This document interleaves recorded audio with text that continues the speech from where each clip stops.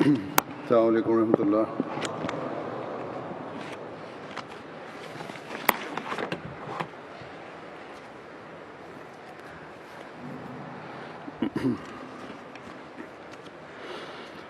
أشهد أن لا إله إلا الله وحده لا شريك له وأشهد أن محمدا عبده ورسوله أما بعد فأعوذ بالله من الشيطان الرجيم بسم الله الرحمن الرحيم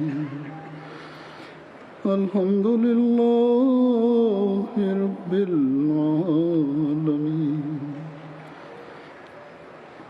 الرحمن الرحيم مالك يوم الدين إياك نعبد وإياك نستعين اهدنا الصراط المستقيم صراط الذين أنعمت عليهم غير المغضوب عليهم ولا الضالين.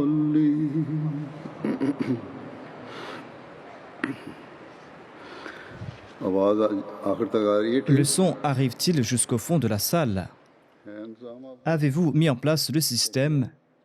Est-ce que vous avez tout vérifié?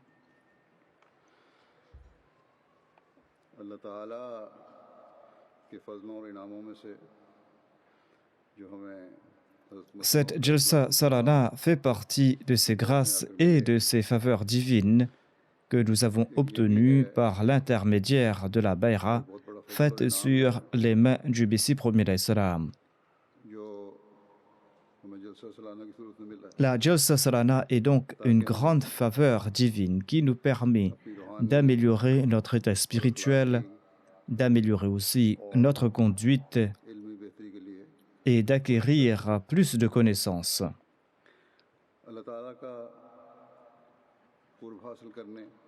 Ce faisant, nous allons nous rapprocher de Dieu et avancer sur le chemin de la taqwa. C'est également un moyen de nous acquitter de nos devoirs envers les autres, en effaçant toute rancune quelconque et en essayant de remplir l'objectif pour lequel le Messie prophète l'Islam avait organisé ces jalsa. C'est aussi une opportunité pour tenter d'effacer toute rancune et de supprimer toute distance entre nous et de remplacer cela par la réconciliation et l'amour. C'est aussi un moyen pour se débarrasser de toute habitude futile. Le Messie prophète l'Islam a énuméré tous ces points comme faisant partie des objectifs de la Jalsa. Une très grande partie des Ahmadis attendent avec impatience la tenue de la Jalsa Salana tout au long de l'année.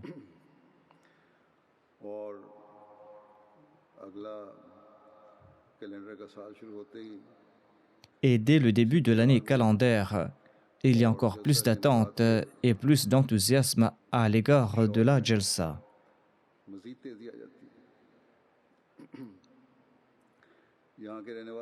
Les gens qui résident ici ou ceux qui habitent ici depuis quelque temps l'attendent avec impatience.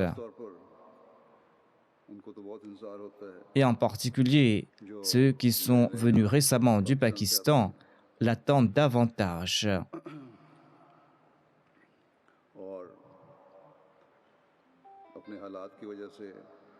Ils attendent la Jalsa avec une plus grande impatience parce que ils sont des demandeurs d'asile.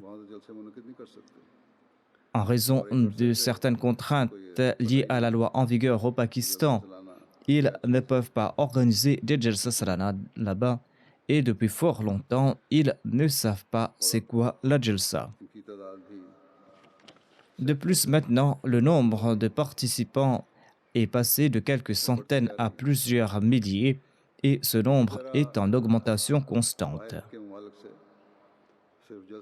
De même, le nombre d'invités qui viennent de l'étranger pour participer à cette Jalsa augmente constamment.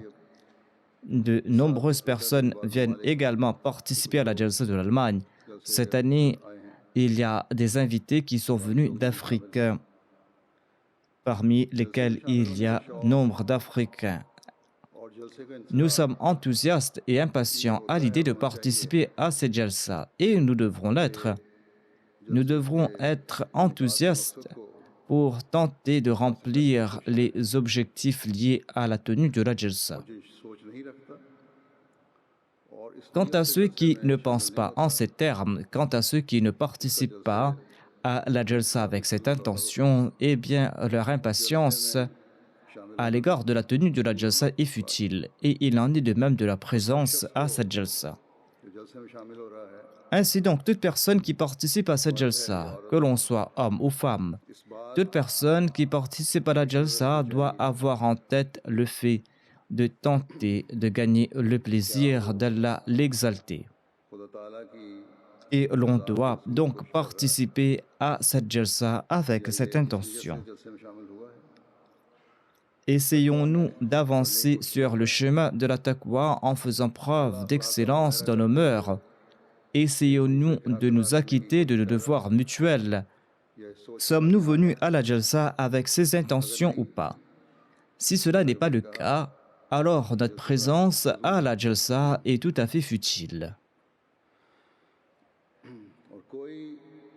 Et notre participation à la Jalsa ne nous sera nullement profitable. Certes, l'ambiance ne laisse personne indifférent, mais afin d'être réceptif à cette ambiance, nous devons aussi faire des efforts.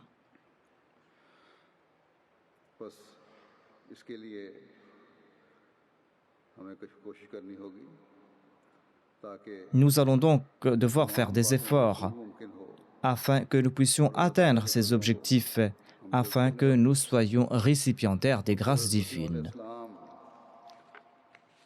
afin que nous puissions être les héritiers des prières faites par le Messie premier d'Islam à l'égard de ceux qui participent à la Jalsa.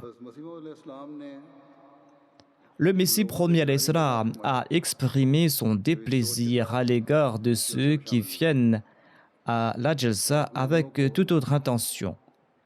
Il a exprimé son déplaisir à l'égard de ceux dont les actes ne sont pas à la hauteur de ses attentes. Il déclare à ce propos: « Je ne souhaite pas, à l'instar des prétendus saints et des dévots d'aujourd'hui, je ne souhaite pas réunir mes suivants pour faire montre de ma splendeur. L'objectif premier de mes efforts est la réforme de la création d'Allah. » Ainsi donc, il a déclaré que son objectif n'est pas de réunir les gens pour étaler son faste à l'instar de ses prétendus héritiers des saints qui réunissent les gens pour les anniversaires de certains saints et pour d'autres foires. Le Messie promet l'Islam a déclaré que l'objectif pour lequel j'ai lancé ces Jalsa est de réformer les créatures d'Allah l'exalté, afin qu'ils puissent s'acquitter de leurs devoirs envers Allah l'exalté et afin qu'ils s'acquittent aussi de leurs devoirs envers autrui.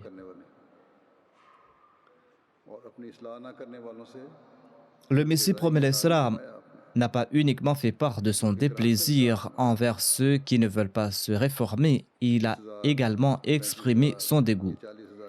Si, en accord avec le souhait du Messie promet l'Islam, après lui avoir prêté allégeance, nous avons encore un amour pour ce monde, et si l'amour pour Allah et pour son prophète n'est pas plus fort que l'amour pour ce monde, et si nous ne conformons pas nos faits et gestes en accord aux enseignements d'Allah et de son prophète, et que même durant ces jours, nous nous sommes tournés vers les choses de ce monde, alors que cela importe-t-il s'il y a 30 000, 35 000 ou 40 000 participants à la Jalsa Salana?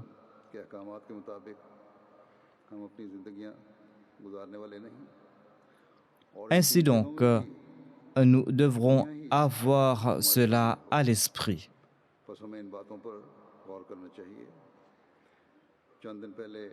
Le mois de Ramadan s'est terminé il y a quelques jours de cela. C'était un mois de réforme et de progrès spirituel. Un mois lors duquel tout croyant a eu l'opportunité de faire des adorations personnelles, de jeûner et de s'adonner au souvenir d'Allah.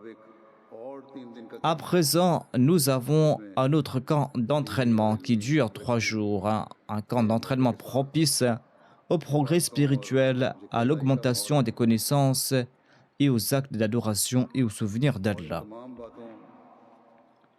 C'est un excellent moment pour pratiquer tout cela en congrégation. Tout le monde se tourne vers l'adoration de Dieu en s'unissant. Les gens font des prières nawafil, la prière tahajjud. Peu importe leur langue, chacun prie, chacun s'adonne au souvenir de Dieu dans sa propre langue. Et si toute personne s'adonne au souvenir de Dieu, alors ce souvenir prend une dimension collective. Si nous n'en profitons pas, comment pourrions-nous en profiter autrement? Ainsi donc, le Messie promet l'Islam nous a confié une très grande responsabilité. Et il avait de très grandes attentes à l'égard de ses suivants à ce propos. Nous pourrions véritablement profiter de cette ambiance lorsque l'amour pour ce monde s'éteindra face à l'amour pour Allah l'exalté et l'amour pour son prophète sallallahu alayhi wa sallam. Ainsi donc, il ne faut pas prendre cela à la légère. Tout en restant dans ce monde, le fait de donner préséance à l'amour pour Allah et son prophète sur l'amour de ce monde est quelque chose de très louable.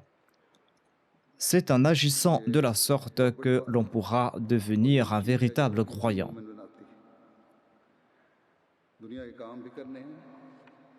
Nous devons également nous acquitter des tâches mondaines après ces 3 jours de la Jalsa, mais nous pourrons tirer profit de cette formation et de notre participation si, malgré nos tâches mondaines, nous accordons préséance à notre foi sur les affaires mondaines. Durant ces 3 jours, nous allons devoir éteindre complètement l'amour pour ce bas monde. Lors de ces jours de la Jalsa, nous constatons également qu'il y a un marché. Il y a des commerces et des stands et les gens peuvent également vendre des choses et acheter des objets. Mais ceux qui participent à la Jalsa et ceux qui tiennent ces commerces doivent avoir à l'esprit que le fait de visiter ces commerces, le fait de faire ses courses là-bas, le fait de faire du profit sur ces produits sont autant de pratiques mondaines. Ainsi donc, et les acheteurs et les vendeurs doivent éviter de sombrer dans le matérialisme. Et chacun doit écouter attentivement les sessions de discours de la Jalsa. Que l'on soit un vendeur ou un acheteur, ensuite, lors de la pause, chacun a le droit d'aller au stand des commerçants, mais l'on doit s'acquitter de nos devoirs à l'égard de cet espace de commerce. Ces devoirs consistent au fait de se saluer mutuellement, de rester occupés dans le souvenir d'Allah et de ne pas former des foules devant les commerces et se bousculer pour voir des produits. Les commerçants doivent vendre leurs produits avec des marges de profit raisonnables. Il ne faut pas qu'ils fassent des profits déraisonnables en profitant de la contrainte d'autrui. Comme je l'ai dit, même dans cet espace de commerce, il faut constamment s'adonner au souvenir de Dieu. Et cela s'applique également aux commerçants. Si nous agissons de la sorte, eh bien cela aura de l'impact sur nos cœurs. Et cela va faire naître en nous la taqwa, ainsi que l'amour de Dieu. Le Messie promet l'Islam a évoqué les moyens pour faire naître ces actions pieuses et le fait de faire naître en soi la taqwa. Il déclare à ce propos: Dieu a voulu créer cette communauté afin d'établir de nouveau en ce monde la gnose, la ma'rifa de Dieu, cette ma'rifa véritable qui avait disparu de ce monde, et d'établir aussi la vraie taqwa et la vraie pureté que l'on ne trouve plus à cette époque. Dieu souhaite établir cela de nouveau. Ensuite, à une autre occasion, le Messie promet l'Islam nous enjoint de rehausser le niveau de notre taqwa et il déclare: ô vous tous qui se considèrent comme faisant partie de ma Jamaat, au ciel, vous ne serez comptés que parmi les gens de ma Jamaat que lorsque vous emprunterez véritablement la voie de la taqwa. Dans un autre endroit, en attirant notre attention vers le fait de faire naître en nous la grandeur et l'amour d'Allah, le Messie promet l'Islam déclare: établissez la grandeur d'Allah dans vos cœurs et manifestez son unicité, non seulement par vos paroles, mais également par vos actes, afin que Dieu aussi manifeste en pratique sur vous le plaisir lié à son adoration et ses faveurs. Voici le niveau d'adoration que nous devrons toujours avoir à l'esprit afin de pouvoir atteindre la norme véritable de la taqwa. Accomplir une seule action ne suffit pas pour atteindre la taqwa. Le Messie promet l'Islam a déclaré que la véritable taqwa consiste à accomplir toutes ces bonnes actions et le fait de s'acquitter de tous ses devoirs, de tous nos devoirs envers Dieu et envers notre prochain. Si nous accomplissons notre introspection à la lumière de cela, eh bien, notre situation sera claire pour nous. Certains travaillent très bien pour la Jamaat, mais ils n'ont pas un très bon comportement à l'égard de leurs femmes et de leurs enfants. Certains hommes ont un bon comportement dans leur foyer, mais ils ne s'acquittent pas de leurs devoirs envers Dieu et envers son adoration. Voilà le genre de reproches que nous entendons. Certains accomplissent des actes pieux en apparence, mais ils usurpent les droits des autres dans la société. Certains accomplissent de bonnes œuvres devant les gens de ce monde, mais ils le font par ostentation. Et ces gens-là oublient qu'Allah l'exalté est au courant de nos intentions et qu'il nous regarde en toute situation. Le Messie promet l'Islam a déclaré que pour faire partie de ma Jamaat et pour gagner l'amour d'Allah l'exalté, pour être héritier de ses grâces et pour obtenir son plaisir et ses faveurs, il est important d'entreprendre tous les efforts possibles pour rectifier nos pratiques. Et ces jalsa ont été organisés dans ce but, afin de tourner notre attention vers les bonnes œuvres.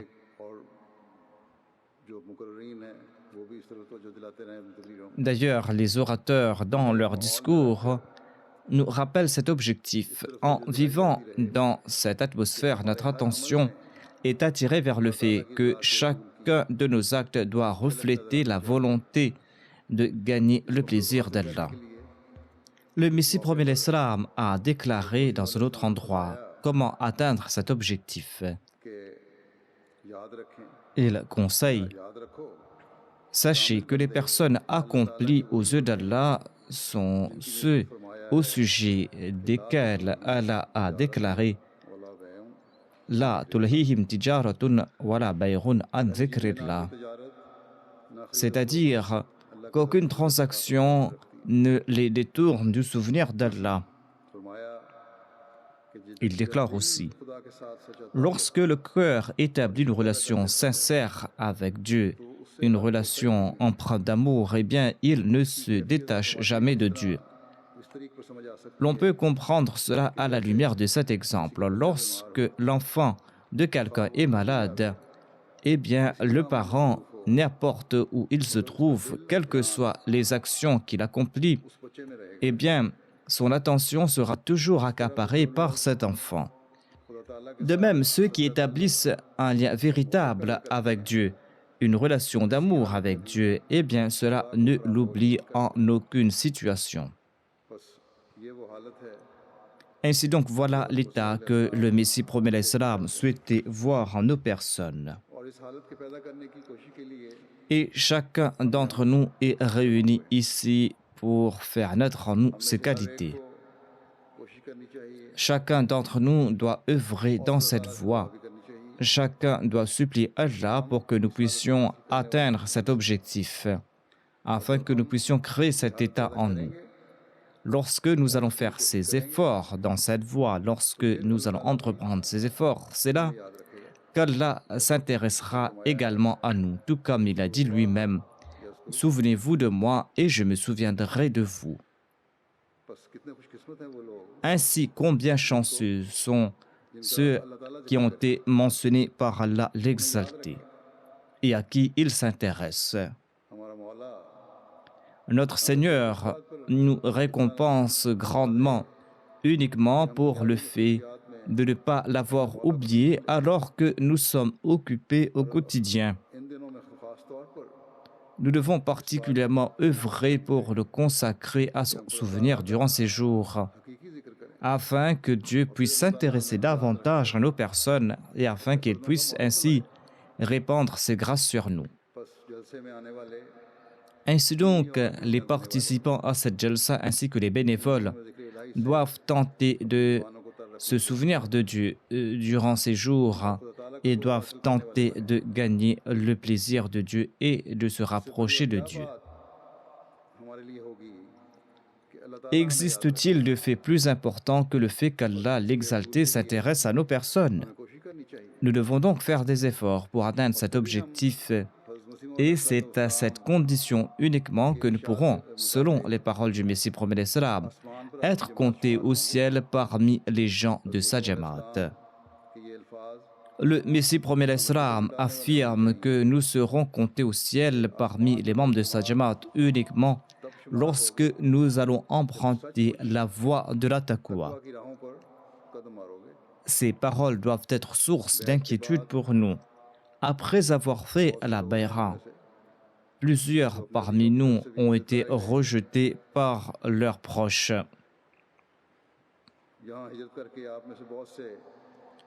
De nombreuses personnes ont immigré ici, car vous avez dû faire face à l'inimitié des opposants en raison de votre appartenance à l'Ahmadiyya. Les lois de votre pays vous avaient restreint vos libertés religieuses. Si en dépit de tout cela, si en dépit de toutes ces souffrances que les Ahmadis endurent au Pakistan ou dans d'autres pays, si en dépit de toutes ces souffrances que certains d'entre vous ont endurées, si en dépit de tout cela, nous ne sommes pas comptés parmi les membres de la Jamaat au ciel en raison de nos manquements, et si nous ne faisons pas partie de ces personnes bienheureuses qu'Allah l'exalté a mentionnées, eh bien, en ce cas, nous serons les plus grands perdants dans cette transaction.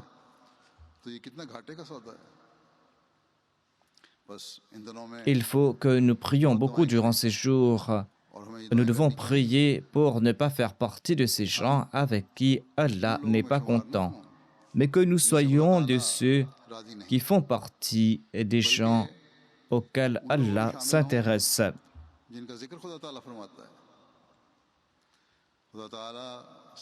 Nous devons établir une relation solide avec Allah l'exalté et nous devons éloigner l'obscurité de nos cœurs.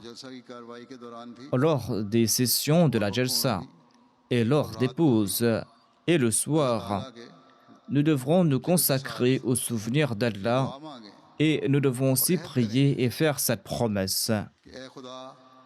Ô Seigneur, nous sommes venus participer à cette jalsa lancée par ton Messie avec de bonnes intentions.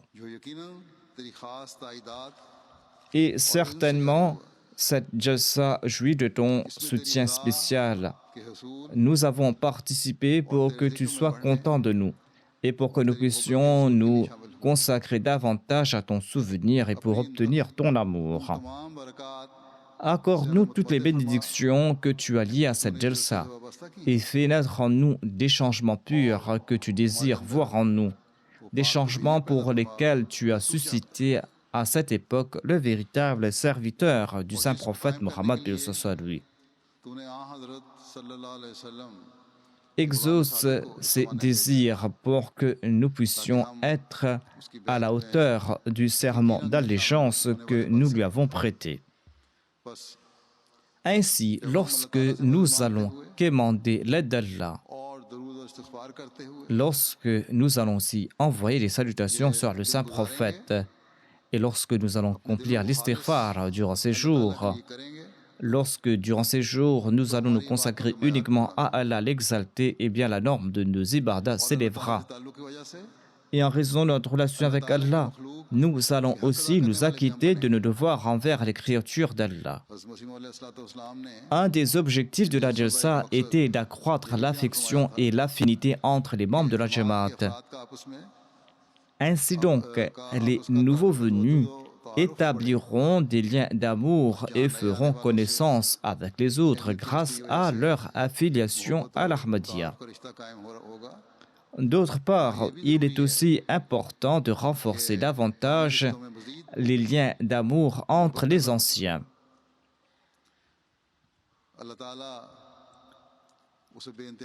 Allah récompense énormément celui qui aime son frère pour la cause d'Allah. Ceux qui nourrissent de vieilles rancœurs doivent profiter de ces jours pour y mettre fin. Ils ne doivent pas transformer ces rancœurs en colère quand ils se rencontrent. Et il ne faut pas qu'ils accroissent leur haine et leur hostilité pour ensuite polluer l'atmosphère de la Jalsa Salana.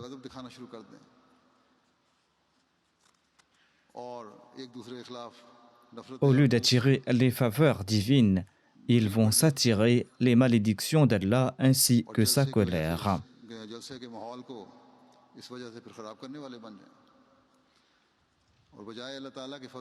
Le Messie premier alayhi salam a inclus la Jalsa dans les signes d'Allah. Et ceux qui profanent les signes d'Allah s'attirent sa colère.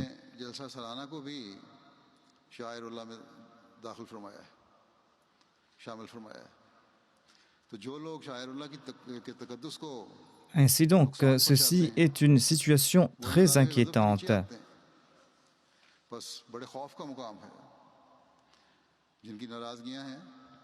Ceux qui se querellent doivent se réconcilier immédiatement. Au lieu de s'enfermer dans son ego, au lieu de brûler dans le feu de sa jalousie, il faudra faire naître cette atmosphère de paix et de réconciliation.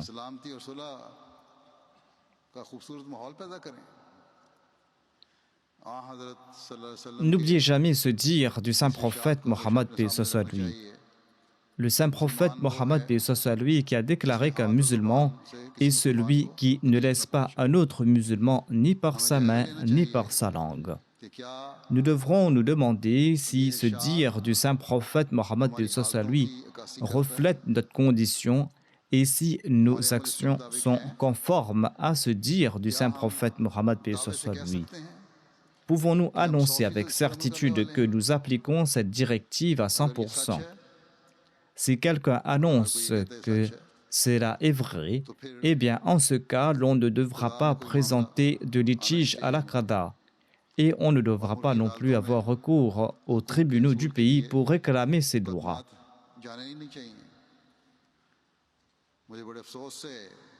Je dois annoncer que malheureusement, certains se bagarrent même durant les jours de la Jalsa. Ils se bagarrent pour des broutilles et en raison de leur animosité et de leur rancune ancienne.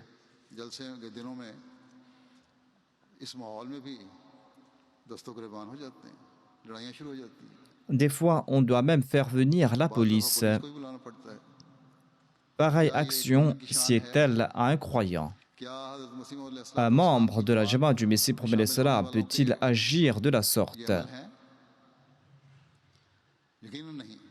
Certainement non. même si la Nizam expulse ces individus de la Jamaat ou pas. Eh bien, aux yeux d'Allah, ces gens-là ne sont pas membres de cette communauté en raison de leurs actions.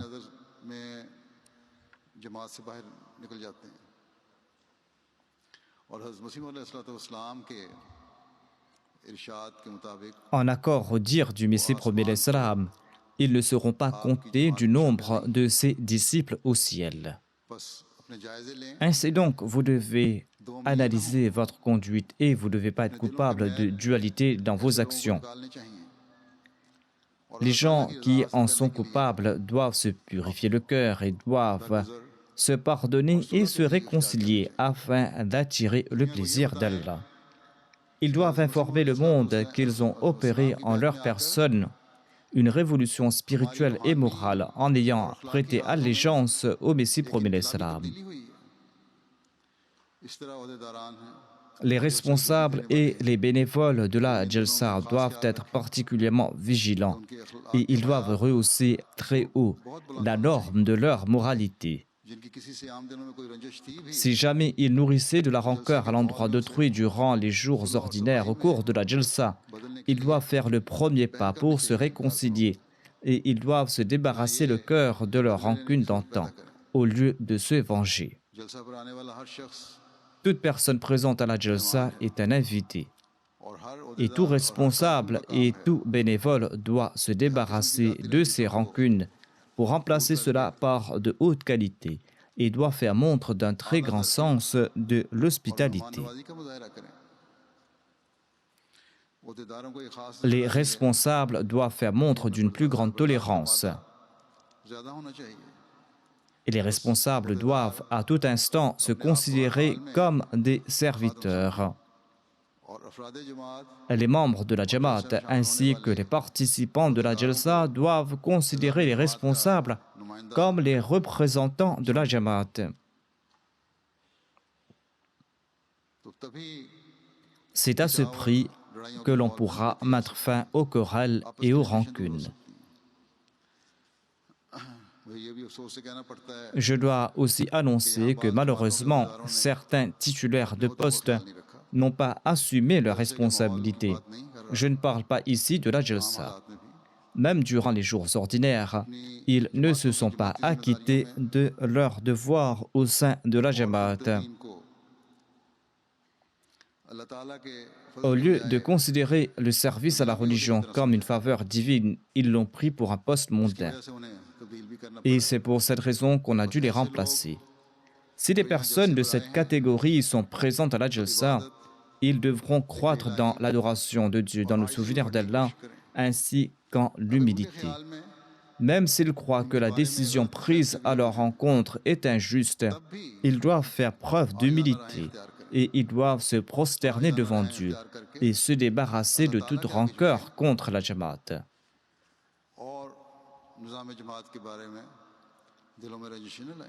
Si la décision est mauvaise, eh bien, sachez que Dieu est omniscient. Allah est celui qui connaît le visible et l'invisible. Si l'on se prosterne en toute humilité devant lui, il exaucera les prières et il enlèvera les difficultés.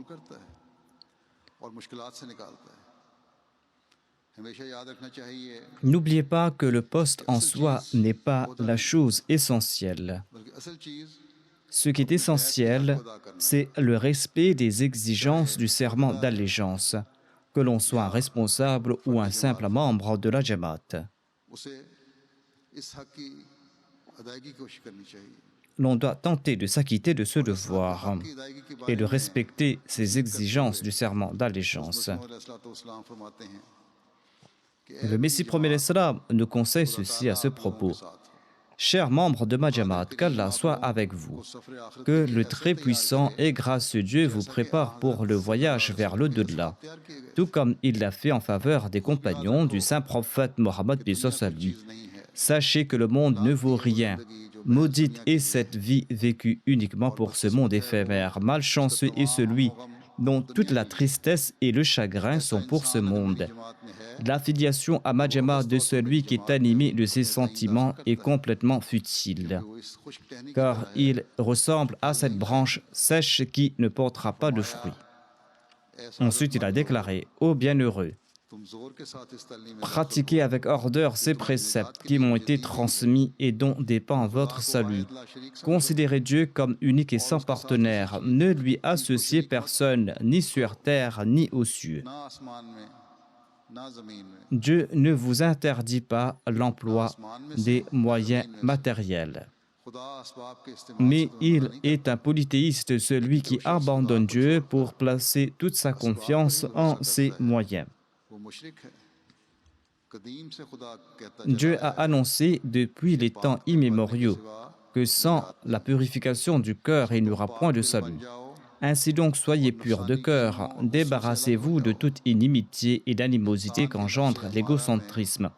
La nafs ammara, l'âme qui incite au mal de l'homme, charrie d'innombrables immondices, et la plus impure étant l'arrogance. S'il n'y avait point d'arrogance, il n'y aurait point de mécréants. Ainsi donc, soyez humbles de cœur, ayez de la sympathie pour l'humanité, puisque vous l'exhortez à prendre la voie du paradis.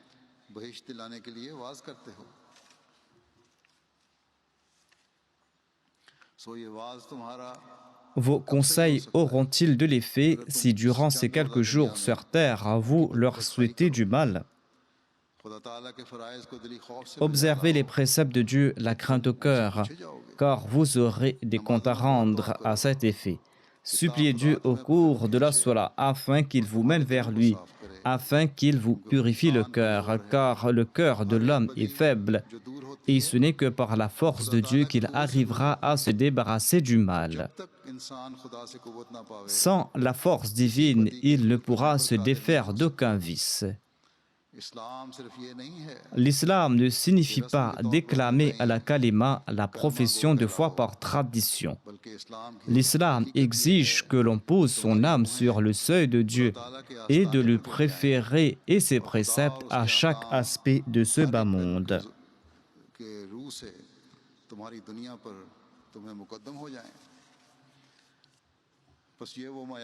Voilà la norme que nous devons tous tenter d'atteindre.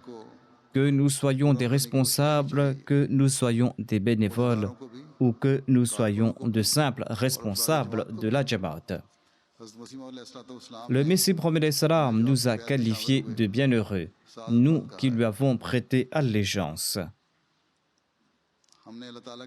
En s'attirant le plaisir d'Allah, nous nous sommes joints à la Jamaat du Messie promet salam. Vous qui êtes devant moi sont considérés bienheureux par Dieu l'exalté. Et vous avez été graciés par lui pour avoir pu accepter le Messie promis alayhi salam. Et vous avez prouvé votre mérite en acceptant le Messie promis alayhi salam. Ceci est le premier pas et ce n'est pas une fin en soi. Pour atteindre le but, il est important de mettre en pratique les enseignements offerts par le Messie promis alayhi salam. Tout en s'affairant dans son commerce et dans ses œuvres, il faudra aussi se souvenir de Dieu, tout comme je l'ai dit. Dieu ne nous interdit pas les emplois de ce bas monde. Dieu ne nous interdit pas le commerce. Au contraire, ce sont là des choses importantes. Voire Allah interdit le monachisme. Allah interdit le fait de se couper de ce bas monde.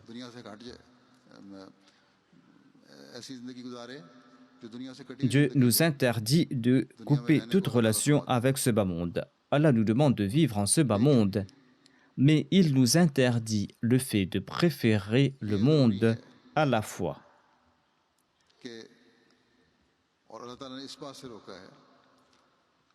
Dieu nous interdit de préférer le monde à la spiritualité. La spiritualité ad-din doit toujours primer. Tout Ahmadi doit se souvenir que derrière son visage se trouve le visage du Messie premier l'Islam se trouve le visage de l'Ahmadiyya et de l'Islam. Il incombe donc à tout Ahmadi de protéger ses visages.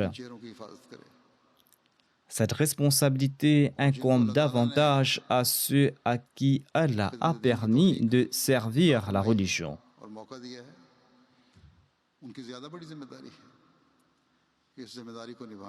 N'oublions jamais cet avertissement du Messie premier l'Islam, cet avertissement de ne pas ternir sa réputation après lui avoir prêté allégeance. Tout le monde doit se souvenir de cette injonction, mais cela ne s'applique pas uniquement aux responsables. Cela ne veut pas dire que les autres en sont exemptés.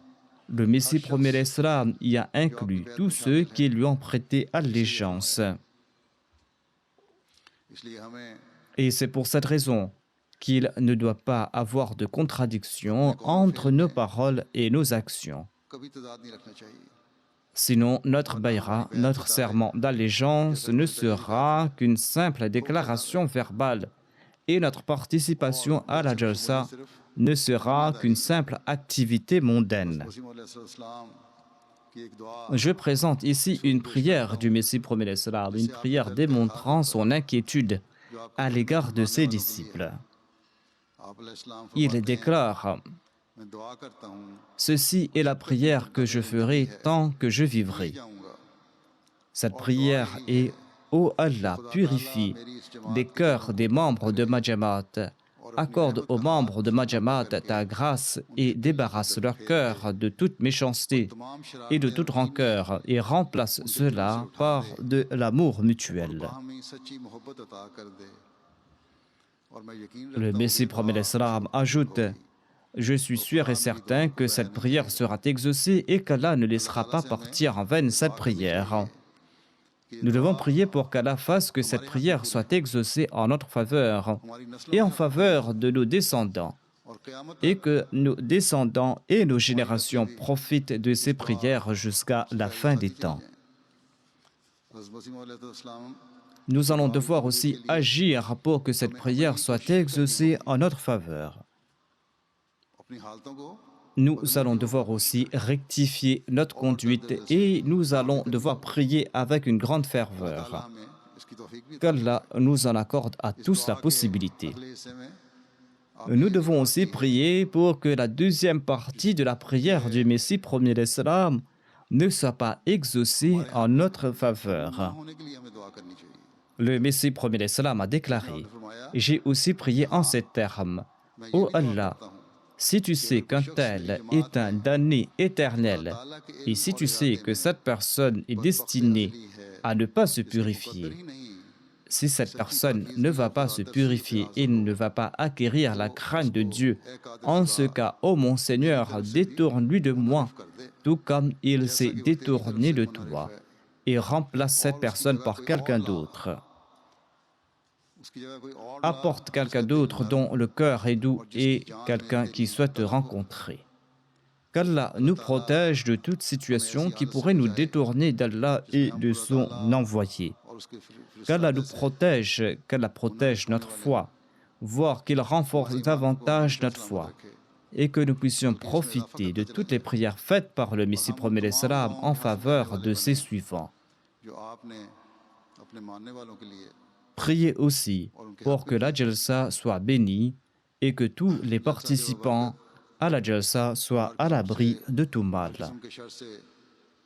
Il faudra aussi être vigilant durant ces jours, il faudra aussi surveiller ses alentours. Qu'Allah nous protège des animosités de tout méchant et de la jalousie de tout jaloux.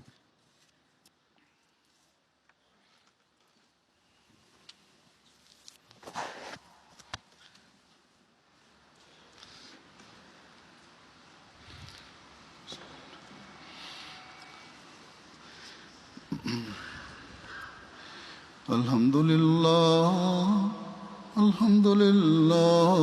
nahmaduhu wa nasta'inuhu wa nastaghfiruhu wa nu'minu bihi wa natawakkalu alayhi ونعوذ بالله من شرور أنفسنا